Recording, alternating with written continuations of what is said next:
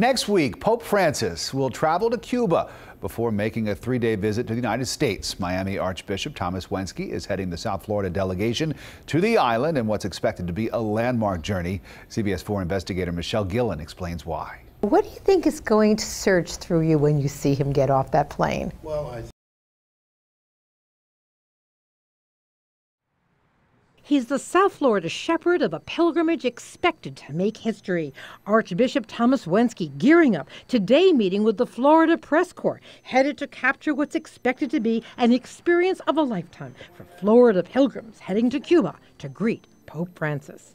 Pope Francis has a rock star quality to him, but there's also substance to him and to what he says. Leaving for Havana next Friday on a charter flight out of MIA, a delegation of 189. They'll be celebrating Mass with the pontiff there, preparations underway. Many of these pilgrims are Cuban Americans, and quite a few of them, this will be their first trip back to Cuba. Francis then continues on to Holguín and Santiago. Of course, the Pope is a bridge builder, and so he is trying to build bridges that will surmount walls. The Pope leaves Cuba, heads to the U.S., and will again meet up with Florida pilgrims as he visits Washington, D.C., New York City, and Philadelphia, an experience to be shared around the world and entrusted to a team of South Florida communicators.